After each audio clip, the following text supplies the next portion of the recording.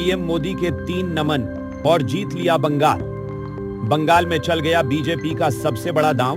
PM Modi की इन 3 तस्वीरों ने मचा दी सनसनी। कहा जाता है कि राजनीति में किसी नेता के कहे गए शब्द या भाषण याद नहीं रहते, या यूं कहिए कि भुला दिए जाते हैं, लेकिन कई ऐसे दृश्य होते हैं जो इतिहास बनकर लोगों के दिलो दिमाग में बस जाते हैं। कुछ ऐसा ही 9 मई को पश्चिम बंगाल की धरती पर देखने को मिला।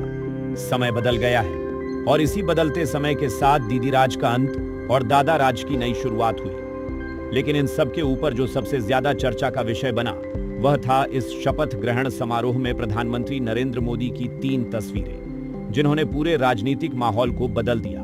भले ही मुख्यमंत्री पद की शपथ शुभेंदु अधिकारी ने ली, लेकिन चर्चा पीएम मोदी के उन भावों की हुई जिन्होंने राजनीति को सीधे लोगों की भावनाओं से जोड़ दिया।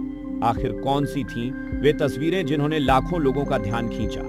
साथ ही सवाल यह भी है कि क्या यह सिर्फ शपथ ग्रहण था या फिर बंगाल का दिल जीतने की सबसे बड़ी राजनीतिक रणनीति?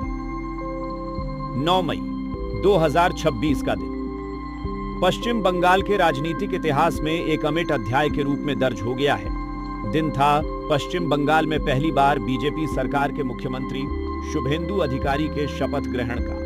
लेकिन इस पूरे समारोह में सुर्खियां केवल सत्ता परिवर्तन ने नहीं, बल्कि प्रधानमंत्री नरेंद्र मोदी के 3 खास तस्वीरों ने बटोरी। पहली तस्वीर, जिसने लाखों लोगों का ध्यान खींच लिया, जब शपथ समारोह के समय जब प्रधानमंत्री नरेंद्र मोदी मंच पर आए और अचानक पूरे सम्मान के साथ शपथ ग्रहण में उपस्थित लाखों के जनसमूह को नमन किया। पीएम मोदी पश्चिम बंगाल की जनता के सामने नतमस्तक होकर झुक गए। यह सिर्फ एक राजनीतिक इशारा नहीं था, बल्कि यह संदेश था कि सत्ता जनता से बड़ी नहीं होती। पीएम मोदी अक्सर कहते हैं, नजर आते हैं कि लोकतंत्र में जनता ही सबसे ऊपर है, और बंगाल की धरती पर उन्होंने उसी बात को अपने साबित करके दिखाया। पीएम मोदी ने यह एहसास दिलाया कि जनता सिर्फ वोट देने तक ही सीमित नहीं, बल्कि लोकतंत्र की असली ताकत है। पीएम मोदी की दूसरी तस्वीर, जिसने लाख लोगों को भावुक कर दिया। इस तस्वीर में मंच पर मौजूद थे 98 साल के माखन लाल सरकार, वो व्यक्ति जिन्होंने जनसंघ के द्वार से राजनीति देखी, जो डॉक्टर श्यामा प्रसाद मुखर्जी के सहयोगी रहे और जिन्होंने बीजेपी के संघर्ष के शुरुआती दिनों को करीब से देखा। प्रधानमंत्री नरेंद्र मोदी उनके पास पहुंचे और झुककर उनका पैर छुए और आशीर्वाद लिए। सोचिए, देश का प्रधानमंत्री एक पुराने कार्यकर्ता के सामने झुक रहा है।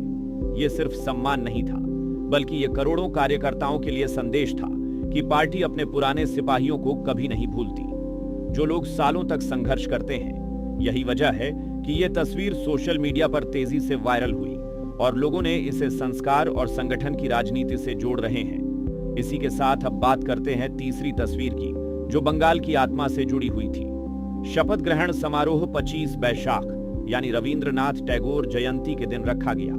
प्रधानमंत्री मोदी और शुभेंदु अधिकारी ने कवि गुरु टैगोर की तस्वीर पर श्रद्धांजलि अर्पित की।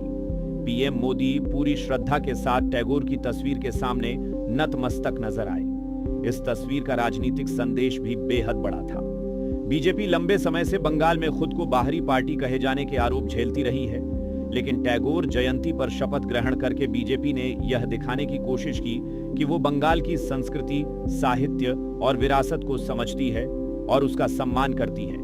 यानी संदेश साफ था, सिर्फ सत्ता परिवर्तन नहीं, बल्कि सांस्कृतिक जुड़ाव भी।